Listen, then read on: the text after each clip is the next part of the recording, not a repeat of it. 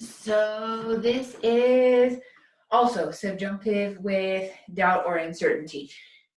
We're going to see kind of a hodgepodge of sentences up here, and I just thought it would be best to give you the sentence in Spanish, not with the components, not with fill in the blank, and just kind of walk you through it and explain to you because, like I said, it's just kind of a hodgepodge of sentences. We still will remember that the verb in the second half of the sentence will indeed be the subjunctive, and here we go. So in the first couple, what you're going to see is going to be like impersonal expressions. So if you remember subjunctive with impersonal expressions, we saw es bueno que, es importante que, es mejor que, es necesario que. That was impersonal expressions. And then we saw them again with es triste que. If you guys remember, we had those very uplifting sentences in a few videos after that, like es triste, es una lástima, so it's a pity or it's a shame and it's sad. They were like that the kid is sick or that so many people die of cancer. Those are the uplifting ones. So those were impersonal expressions, and now we have some more impersonal expressions. So you can see that es dudoso is an impersonal expression. Es probable is an impersonal expression. Es posible is an impersonal expression. No es cierto, no es seguro. So if you guys will read this, these are kind of interchangeable sometimes in Spanish.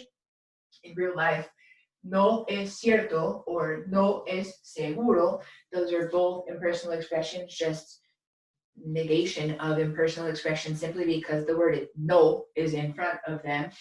No es verdad is another negation of an impersonal expression because of the little no in front of it. And then we have these two other expressions down here, tal vez and quizás, that I tried to put like a little dotted line underneath them because they're often interchangeable as well. Tal vez and quizás can mean maybe or perhaps. No es verdad usually means something like it's not true. No es cierto can also mean it's not true. No es seguro usually means it's not sure. To be honest with you, it's not true and it's not sure, depending on the context of the conversation or the sentence or whatever. They can be interchangeable. Es posible, I bet you can figure that out. It looks like it's possible, and that's what it is.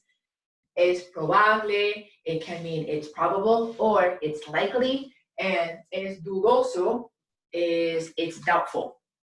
So you can see how we're still looking at the subjunctive used with doubt and uncertainty, because all this stuff is about maybe, perhaps, it's not true, it's not sure, it's possible, it's probable, it's doubtful, that certain things will happen or that certain people will do certain things. These also, like the last video right before this one, these will also, whenever we translate them into English, they will sometimes be okay sounding like they're in the present tense, and sometimes they'll be okay sounding like they could be in the future. But they can't be in the future. They can have a connotation and be used like with reference to the future, but they can't contain the future tense within them. These expressions here in the front half, coupled with the que that you see in all of these, are going to require the subjunctive in the second half of the sentence. So I'm just going to go through each one of these with you. We have over here, es dudoso, so it's doubtful. Es dudoso que el mecánico arregle el problema. So just really quickly, it's doubtful that the mechanic, el mecánico, it's doubtful that the mechanic arregle. That comes, if you look over here, from the verb arreglar. It's one of the ways to say to fix. I don't know if you can see it or not, I tried to put a smiley face by it, indicating what? That it's a regular verb in the subjunctive. So all we would have to do is take it back to the O box in the present tense, get rid of the O, and then switch the endings or give opposite subjunctive endings. So that is how we got to arregle in the subjunctive, because we're conjugating our verb arreglar in the subjunctive based off of el mecánico, so maybe a he in this situation. So again, this sentence could mean it's doubtful that the mechanic fixes the problem, arreglar meaning to fix, So this kind of sounds like present tense-ish, right? It's doubtful that the mechanic fixes the problem, or used in a different context, this very same sentence could take on the meaning in a future-ish tense, but always using the subjunctive, and it could kind of sort of mean it's doubtful that the mechanic will fix the problem. The next verb that I'm giving you is the verb visitar. Visitar is also happy, so it is regular happy verb. And again, you would just have to take it to the yo conjugation of the present tense, drop the yo, and then flip the endings, give them the opposite subjunctive endings. Before even looking at the sentence, we can see that we have visiten is our verb in the subjunctive. Visiten. Why is it like that? Because it is conjugated based off of mis padres, my parents. So that's like a they, like ellos. So we have es probable, it's probable, or it's likely. Es probable que mis padres visiten mañana. Es probable que mis padres visiten mañana. Could be, it's probable or it's likely that my parents visit tomorrow. Or it's probable or it's likely that my parents will visit tomorrow. No matter what we say in English, we know it's got to be what in Spanish, the subjunctive. Next sentence I gave you includes the verb sacar. We have looked at this verb before in prior videos. Sacar, you should be familiar with it for a couple of reasons.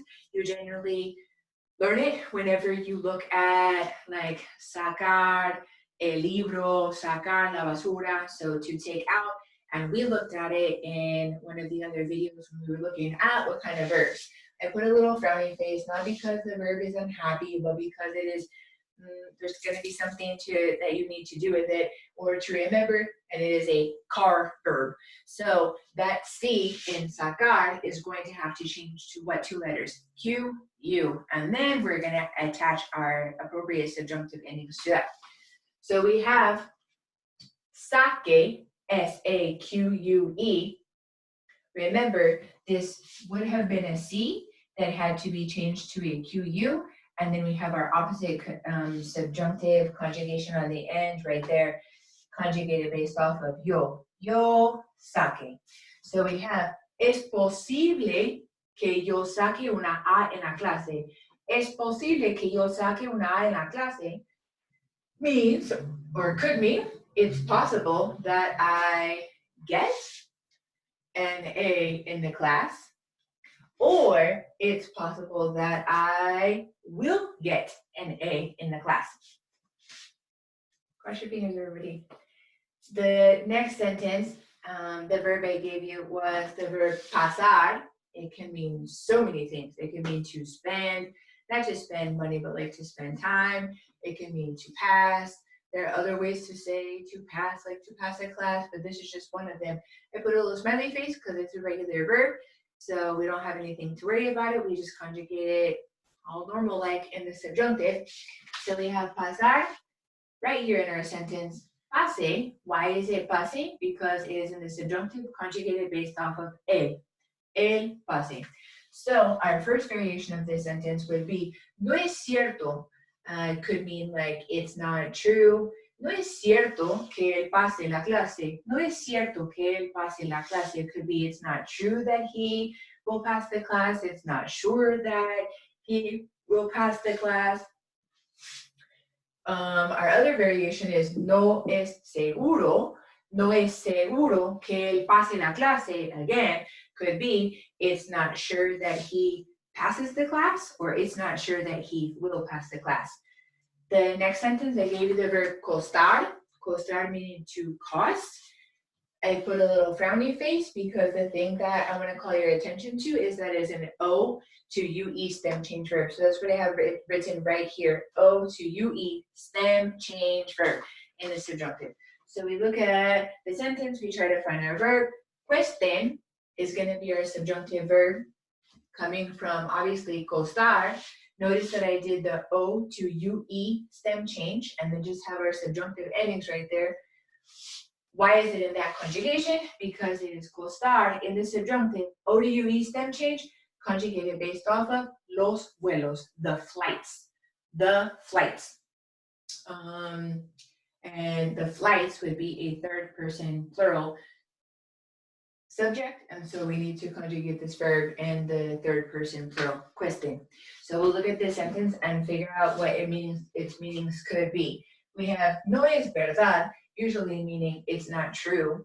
No es verdad que todos los vuelos cuesten mucho. No es verdad que todos los vuelos cuesten mucho. Could mean it's not true that all the flights cost a lot, or it's not true that all the flights will cost a lot. In the next sentence, I gave you the verb ir, put a frowny face by it to call your attention to the fact that it is an irregular verb that just has to be memorized. It's actually the most common irregular verb in the subjunctive. So we want to find our verb ir in this sentence, and it's right here, vayamos. So ir in the subjunctive is vaya, vayas, vaya, vayamos, vayan. Why is it in this conjugation? Because obviously it's ir in the subjunctive conjugated based off of nosotros. So the sentence, remember I told you that tal vez and quizás often are used interchangeably and will take on the meaning of maybe or perhaps. Tal vez nosotros vayamos a la República Dominicana por 2 semanas.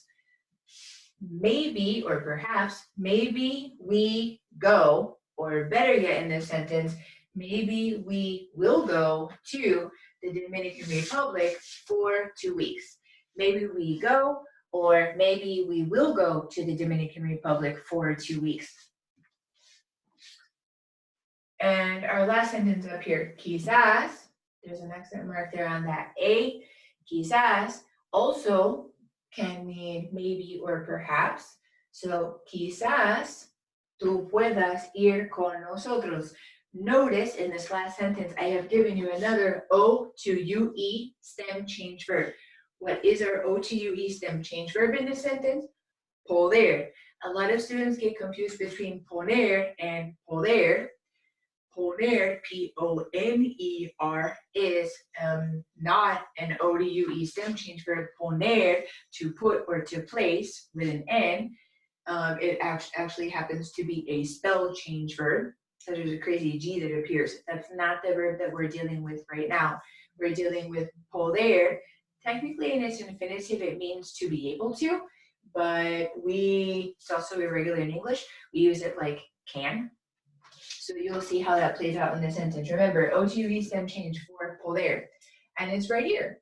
We did our O to UE stem change. It is puedas because it's conjugated based off of tú. So we said, quizás tú puedas ir con nosotros. Quizás tú puedas ir con nosotros. Where? Maybe because perhaps, tal vez, we will go to the Dominican Republic for 2 weeks. And then the follow-up to that could be, hey, somebody's going to invite you. Maybe you can go with us. Maybe you can go with us would be this sentence. Maybe you can go with us. Or it could be, maybe you will be able to go with us. And that is the conclusion of the subjunctive with doubt and uncertainty for this video. Thank you.